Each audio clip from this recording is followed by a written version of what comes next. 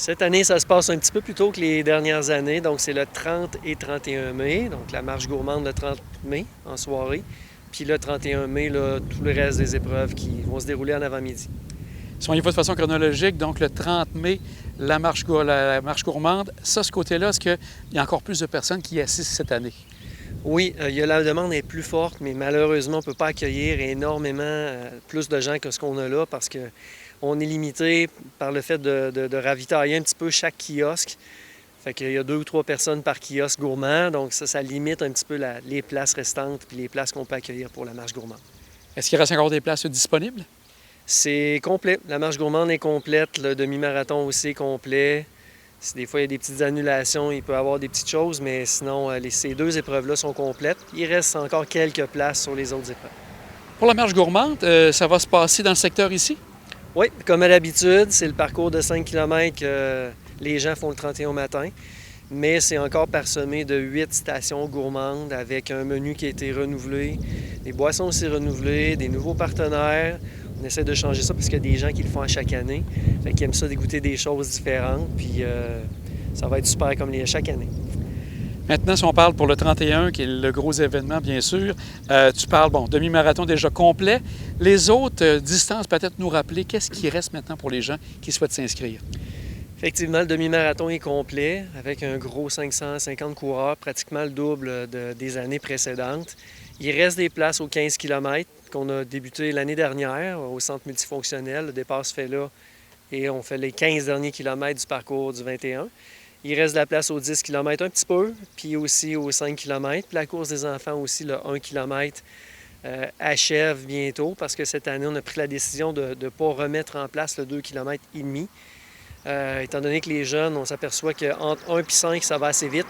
Donc, le 2 km et demi faisait que ça facilitait la logistique là, au niveau de l'événement. Ça fait combien de personnes en tout actuellement qui sont inscrits pour le 31? Actuellement, au moment où on se parle, on est 2600 participants. Donc, on pense qu'à 2700, 2750, on va fermer à peu près toutes les épreuves. Là, on devrait être complet partout. C'est un record absolu. C'est sûr qu'un événement du genre avec autant de personnes, ça amène peut-être une logistique différente. Quelles sont les nouveautés cette année au niveau de toute la sécurité et l'environnement du Tour? Au niveau de la sécurité, on met plus de gens sur les parcours, plus de signaleurs. Les premiers soins, au lieu d'avoir 6 défibrillateurs sur le parcours, on en a 9. On va avoir possiblement des bornes GPS là, pour les fermeurs à suivre, là, on verra. Mais on essaye d'être beaucoup plus nombreux pour que s'il se passe quelque chose, qu'on ait une intervention qui se fasse vraiment rapidement. Donc au niveau de la sécurité, c'est ça. Évidemment, le nombre de personnes, le nombre de bras qu'on a besoin se multiplie aussi. Fait que c'est certain que plus qu'on a de monde, plus c'est sécure pour nos participants. Donc, tu as besoin de bénévoles? Oui, on va prendre tous les bras disponibles. Fait que s'il y en a des fois qui trouvent que leur routine est plate la fin de semaine, là, ben on vous invite à venir avec nous autres le samedi matin, le 31. Vous allez voir, la gang est super le fun. Il va y avoir un food truck cette année en avant du centre des loisirs qui est attitré à tout le monde, mais gratuit pour tous les bénévoles, café, viennoiserie. Puis vous faites ce qui vous tente. Donc, si ça vous tente de rouler en vélo, de donner des dossards, d'aller aider au lunch, d'être signaleur, bref, venez-vous-en, c'est sûr qu'on va vous trouver quelque chose à faire. Donc, les gens qui souhaitent devenir bénévoles vont sur le site du Tour du Cap-Tourmente? Oui, effectivement. Vous pouvez nous écrire aussi par courriel à info@kilomax.ca. Puis Stéphanie, ma collègue, avec Geneviève puis Véronique, là, ils vont s'occuper là, de vraiment regarder avec vous qu'est-ce que ça vous tente de faire, puis c'est quoi nos besoins aussi.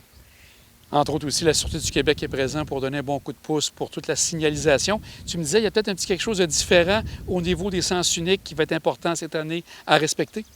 Oui, au niveau, étant donné qu'on va être plutôt autour de 700-750 coureurs sur l'avenue Royale cette année, contrairement à du 250-300 dans les années précédentes, on va être obligé de créer un sens unique qui va durer à peu près 1h45. Donc pas très long, là, sur 8h30 à 10h15, quelque chose du genre. On va envoyer des avis à tous les résidents de Beaupré et de Saint-Joachim parce que ça touche ces 2 municipalités-là. C'est sur 4 km. C'est un sens unique qui fait qu'on peut juste rentrer à Saint-Joachim, mais pas en sortir. Si on veut en sortir, il faudrait passer par les Vieilles Côtes, qui est la prolongation un petit peu de l'avenue Royale. Puis ça fait en sorte que nos coureurs vont être en sécurité. Alors, peut-être juste prévoir de votre côté, là, au niveau de la population, les gens, là, de le prévoir à l'avance, de soit pas sortir ou sortir dans le sens qui va être suggéré par la SQ. Donc la SQ va être à certains endroits spécifiques. On a travaillé avec les municipalités, avec le MTQ. Donc on a un plan de match là, qui est approuvé par tout le monde. Et pour Beaupré, c'est à peu près à quel moment que ça va commencer, ce sens unique, juste pour situer les gens?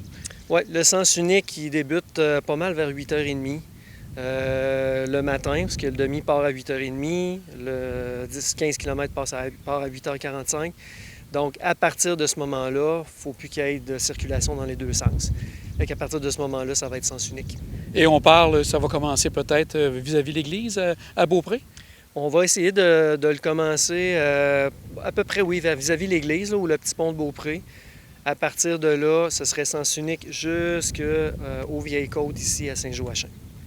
Mais Sébastien, c'est encore une belle organisation qui est en train de se faire avec ton équipe Kilomax.